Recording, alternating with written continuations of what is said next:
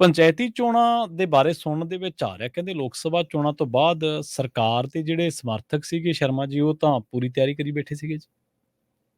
ਪ੍ਰਵੀਨ ਜੀ, ਜਦੋਂ ਪਿਛਲੀ ਵਾਰ ਵੀ ਪੰਚਾਇਤਾਂ ਭੰਗ ਕਰਨ ਦਾ ਮਾਮਲਾ ਆਇਆ ਸੀ, ਉਹ ਤੋਂ ਬਾਅਦ ਮਾਮਲਾ ਅਦਾਲਤ 'ਚ ਗਿਆ ਸੀ ਤੇ ਉਹ ਤੋਂ ਬਾਅਦ ਫਿਰ ਚੋਣ ਕਮਿਸ਼ਨ ਨੇ ਕਿਹਾ ਜੀ ਲਿਸਟਾਂ ਤਿਆਰ ਕਰੋ ਜੀ, ਇੰਨੀ ਤਰੀਕ ਤੱਕ ਸਾਨੂੰ ਸੂਚੀਆਂ ਚਾਹੀਦੀਆਂ ਜੀ। ਤਦ ਵੀ ਆਪਾਂ ਵਾਰ-ਵਾਰ ਇਹ ਗੱਲ ਕਰ ਰਹੇ ਸੀ ਕਿ ਹਕੀਕਤ 'ਚ ਪੰਜਾਬ ਸਰਕਾਰ ਨਹੀਂ ਚਾਹੁੰਦੀ ਹੁਣ ਕਿ ਪੰਚਾਇਤੀ ਚੋਣਾਂ 2024 ਤੋਂ ਪਹਿਲਾਂ ਹੋ ਜਾਣ। ਦੋ ਪਹਿਲੂ ਅਹਿਮ ਨੇ।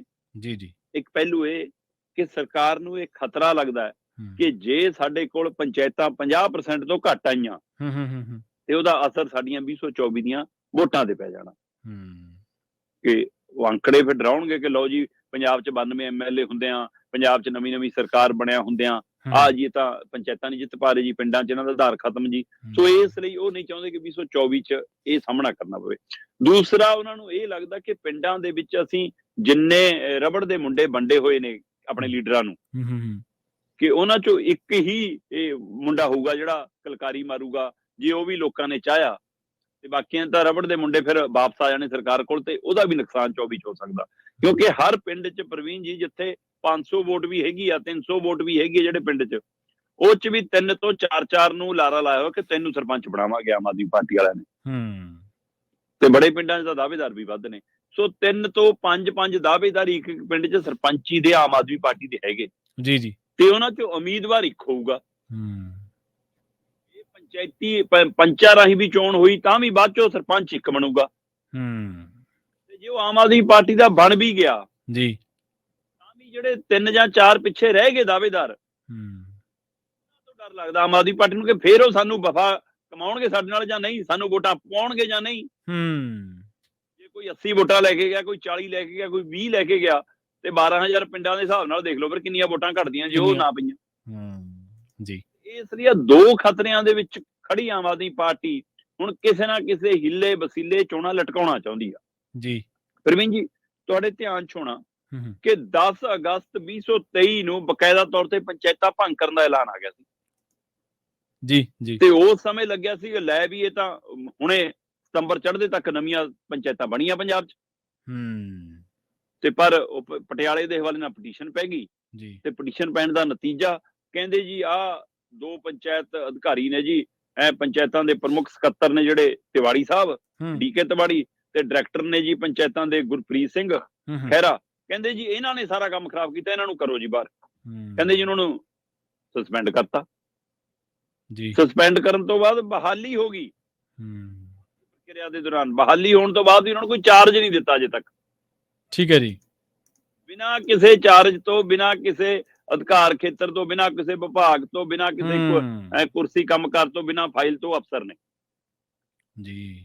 ਤੇ ਇੱਧਰ ਪੰਜਾਬ ਦੇ ਚੋਣ ਕਮਿਸ਼ਨ ਨੇ ਤੈਅ ਕੀਤਾ ਹੋਇਆ ਕਿ 7 ਜਨਵਰੀ 2024 ਤੱਕ ਸਾਨੂੰ ਸੋਧੀਆਂ ਹੋਈਆਂ ਸੂਚੀਆਂ ਚਾਹੀਦੀਆਂ। ਉਹ ਤੋਂ ਲੱਗ ਰਿਹਾ ਕਿ ਜਨਵਰੀ ਦੇ ਅਖੀਰਲੇ ਹਫ਼ਤੇ ਤੱਕ, ਫਰਵਰੀ ਦੇ ਪਹਿਲੇ ਹਫ਼ਤੇ ਤੱਕ ਪੰਚਾਇਤੀ ਚੋਣਾਂ ਹੋ ਸਕਦੀਆਂ। ਪਰ ਇਹ ਪ੍ਰਕਿਰਿਆ ਇੱਧਰ 7 ਜਨਵਰੀ ਤੱਕ ਪੰਚਾਇਤ ਵਿਭਾਗ ਨੇ ਪੂਰੀ ਕਰਕੇ ਦੇਣੀ ਹੈ ਤੇ ਉਧਰ ਸਰਕਾਰ ਦੇ ਜਿਹੜੇ ਡਾਇਰੈਕਟਰ ਪੰਚਾਇਤ ਨੇ ਹਫ਼ਤੇ ਲਈ ਛੁੱਟੀ ਚੱਲ ਗਏ। ਅੱਛਾ, ਹਫ਼ਤਿਆਂ ਦੀ ਛੁੱਟੀ ਦਾ ਮਤਲਬ ਅੱਜ ਅਸੀਂ 10 ਜਨਵਰੀ ਤੋਂ ਬਾਅਦ ਵਾਲੇ ਦਿਨ 'ਚ ਗੱਲ ਕਰ ਰਹੇ ਹਾਂ। ਹਾਂਜੀ। ਅਗਲੇ 20 ਦਿਨ ਤਾਂ ਗਏ ਲਗਭਗ। 30 ਜਨਵਰੀ ਤਾਂ ਆ ਗਈ। ਬਿਲਕੁਲ। 7 ਜਨਵਰੀ 2024 ਤੱਕ ਸੋਧੀਆਂ ਹੋਈਆਂ ਸੂਚੀਆਂ ਦੇਣੀਆਂ ਸੀ। ਜੀ। ਸੋ ਇਸ ਲਈ ਇਹ ਵਰਤਾਰਾ ਆਪਣੇ ਆਪ ਸਪਸ਼ਟ ਹੈ ਕਿ ਪੰਚਾਇਤ ਦੇ ਡਾਇਰੈਕਟਰ ਨੇ ਜਿਹੜੇ ਅਮਿਤ ਕੁਮਾਰ, ਉਹ 3 ਹਫ਼ਤਿਆਂ ਦੀ ਛੁੱਟੀ ਚਲੇ ਗਏ, 21 ਦਿਨਾਂ ਦੀ ਛੁੱਟੀ ਤੇ ਲਗਭਗ 20 ਦਿਨਾਂ ਦੀ ਛੁੱਟੀ ਤੇ ਨੇ। ਤੋ ਇਹ ਸਾਰੇ ਚੋਂ ਇਹ ਸਪਸ਼ਟ ਹੁੰਦਾ ਜਾ ਰਿਹਾ ਕਿ ਹੁਣ ਪੰਜਾਬ ਸਰਕਾਰ ਇੱਕ ਤਾਂ ਚਾਹੁੰਦੀ ਨਹੀਂ ਕਿ ਚੋਣਾਂ, ਲੋਕ ਸਭਾ ਚੋਣਾਂ ਤੋਂ ਪਹਿਲਾਂ ਹੋਣ। ਦੂਜਾ, ਪੰਚਾਇਤ ਜਿਹੜਾ ਵਿਭਾਗ ਹੈ, ਪੰਚਾਇਤੀ ਵਿਭਾਗ ਆ, ਉਹਦੇ ਅਧਿਕਾਰੀ ਦੀ ਕਾਰਵਾਈ ਤੋਂ, ਆਪਣੇ ਸਾਥੀਆਂ ਤੇ ਹੋਈ ਧੱਕੇਸ਼ਾਹੀ ਤੋਂ ਨਾ ਕੁਛ ਨੇ। ਇਸ ਲਈ ਉਹਦਾ ਵੀ ਮਤਲਬ ਕਿ ਗੁੱਸਾ ਗਿਲਾ ਸਰਕਾਰ ਨੂੰ ਝੱਲਣਾ ਪੈ ਸਕਦਾ। ਤੇ ਕਿਉਂਕਿ ਜੇ ਹੁਣ 24 ਦੀਆਂ ਚੋਣਾਂ ਦੇ ਹਵਾਲੇ ਨਾਲ ਦੇਖਦੇ ਹੋ ਤਾਂ ਮਈ ਜੂਨ 'ਚ ਜਾ ਕੇ ਪ੍ਰਕਿਰਿਆ ਨਿਬੜਨੀ ਹੈ ਸਾਰੀ, ਨਵੀਂ ਸਰਕਾਰ ਦਾ ਕੰਮਕਾਜ ਸਾਰਾ ਕੁਛ, ਵੋਟਾਂ ਪੈ, ਕੰਮ ਹੋ, ਸਰਕਾਰ ਬਣ, ਤੇ ਉਹ ਤੋਂ ਬਾਅਦ ਇਹ ਬਹੁਤ ਸਮਾਂ ਪਹਿਲਾਂ ਹੀ ਅੰਦਾਜ਼ਾ ਲੱਗ ਰਿਹਾ ਸੀ। ਇਸੇ ਤਰ੍ਹਾਂ 5 ਨਗਰ ਨਿਗਮ ਦੇ ਹਵਾਲੇ ਨਾਲ ਆਪਾਂ 2-3 ਦਿਨ ਪਹਿਲਾਂ ਹੀ ਗੱਲ ਕਰਕੇ ਹਟੇ ਆ। ਹਾਂਜੀ। ਉੱਥੇ ਵੀ ਸਰਕਾਰ ਟਾਲਾ ਵੱਟਦੀ ਨਜ਼ਰ ਆ ਰਹੀ ਹੈ।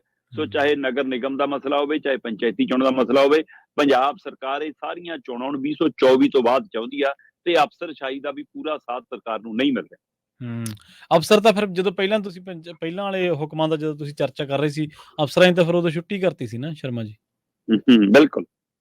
ਬੇਸ਼ੱਕ ਉਹ ਸਿਆਸੀ ਜਿਵੇਂ ਆਪਾਂ ਕਹਿ ਲਈਏ ਕਿ ਸਿਆਸੀ ਅਪਰੋਚ ਕਹਿ ਲਓ ਜਾਂ ਸਿਆਸੀ ਮਨਸ਼ਾ ਤਾਂ ਸਰਕਾਰ ਦੀ ਸੀ, ਪਰ ਗਾਜ ਡਿੱਗ ਪਈ ਅਫਸਰਾਂ ਦੇ ਉੱਤੇ। ਗਾਜ ਡਿੱਗੀ ਅਫਸਰਾਂ ਤੇ, ਬਿਲਕੁਲ। ਹਾਂਜੀ।